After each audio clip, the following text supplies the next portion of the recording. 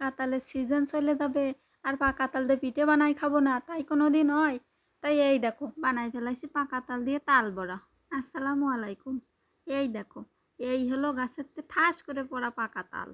তালগুলোরে সযত্নে খুঁটে এনে ধুয়ে ফেলে নিছি। এইবার চার হাত পা ধুয়ে নিয়ে লাগে পড়তে হবে তালের গাতে খোসা ছাড়ানোর কাজে। এই যে এরম করে একটু একটু করে ধরে টেনে টেনে খোসাগুলো ছাড়াই নিতে হবে। একদম গাছ পাকা তাল, কি যে সুন্দর একটা গিরান বেরোচ্ছে বউ, তা যে কি কব। এই যে সব খোসা ছাড়ানো হয়ে গেছে। আর আমি আজকে যে এরম করে তাল শেখা দেওয়া বানি, এইটা হলো সব থেকে প্রাচীন পদ্ধতি। আমাকে নানি দাদিকে দেখতাম এরম করেই শেখতো। এবার তালের আটিগুলোরে ছাড়াই আলাদা করে নিতে হবে। তারপরে তালের আটিটা ধরে আঁচড়ানো শুরু করে দিতে হবে। এই সময় একটা সহজ উপায় বলে দিই, যার পরে তোমাকে রাগের পরিমাণ সব থেকে বেশি তার কথা মনে করবা আর তালের আটিটা ধরে ভালো মতো আঁচড়াবা। তালিয়ে দেখবা কি দ্রুত ওই কাজ হয়ে গেছে। এর সে সহজ বুদ্ধিপূর্ণায় কেউ আর দেবে না নে। এই দেখো আঁচড়াতে আঁচড়াতে যখন দেখবা এরাম পর্যায়ে চলে আইছে, তাহলে বুঝবা যে হয়ে গেছে। এবার এরাম করে করে সবগুলো আটি এরাম আঁচড়ায় আঁচড়ায় নিতে হবে। এরাম করে আঁচড়ায় একদম নরম করে নিলি, তারপরে এই দেখো শেখার সময় কি সুন্দর তালের আটিতে তালগুলো বারোই আসতেছে। এই দেখো এই হলো সেই প্রাচীন পদ্ধতি। যে কোনো একটা পাত্রের উপর একটা পরিষ্কার বাঁশের ঝুড়ি দিয়ে উপরেতে এরাম করে তালের আটি ঘষে ঘষে তালগুলো বের করে নিতে হবে।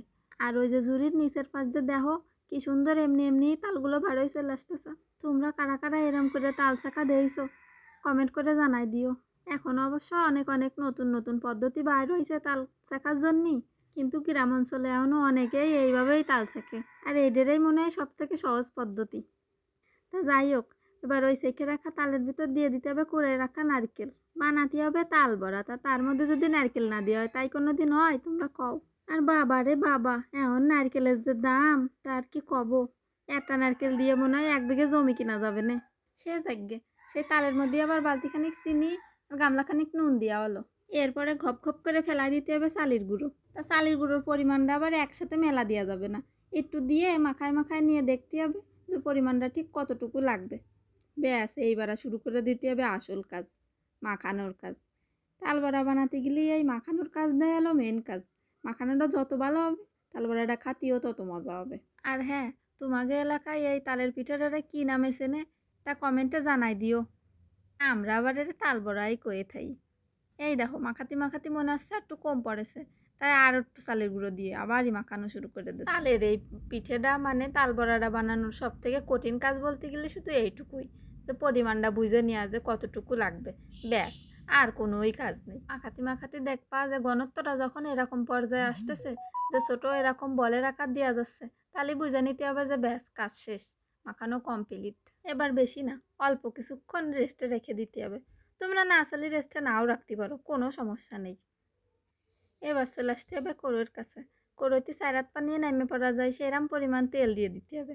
এরপরে ছোট ছোট বলের আকার করে তাল বড়াগুলো তেলের মধ্যে ছেড়ে দিতে হবে। ও হ্যাঁ, তাল বড়াগুলো দেওয়ার সময় কিন্তু সাবধানে দিও। তারপরে আবার তেল ছুটে হাত পুড়ে গেলে কিন্তু আমার দোষ দিবা না।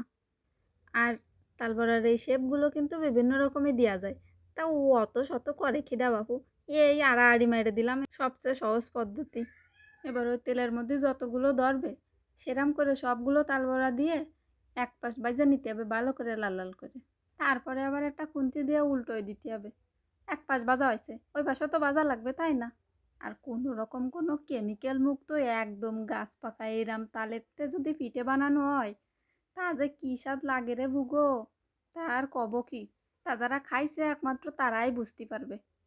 আর গ্রামে থাকার এটাই মনে হয় সব থেকে বড় সুবিধা। ফলমূল কও আর শাকসবজি কও, সব কিছু ফরমালিন মুক্ত আর হাতের নাগালেই পাওয়া যায়। আর এরকম বর্ষা বাদলের দিনই যদি এরকমভাবে 1 গামলা তাল বড়া ভাইজে নিয়ে সবাই মিলে বসে পড়ে খাওয়া হয় একসাথে, তার যে কি মজা।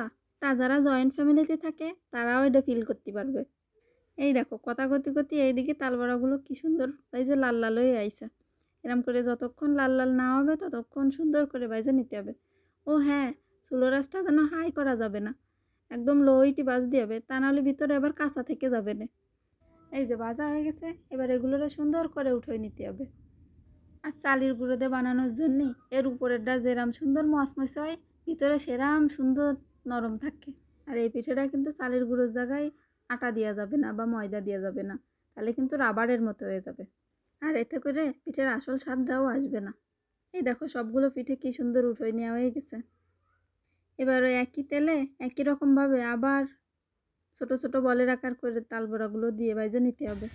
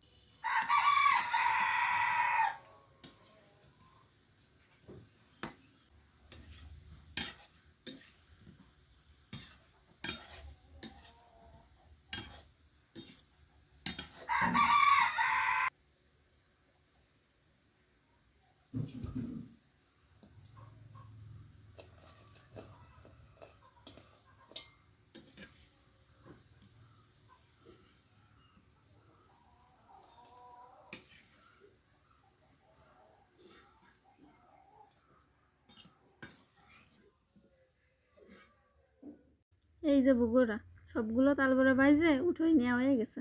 আহা দেখো দি কিরাম সুন্দর চেহারা দেখা যাচ্ছে। খাতিও যে কি স্বাদ হয়েছে তার কি কব। উপরটা যে এরকম মচমচে হয়েছে, ভিতরটা সেই রকম নরম তুলতুলে, একদম পারফেক্ট তালের পিঠে কয়ে রে।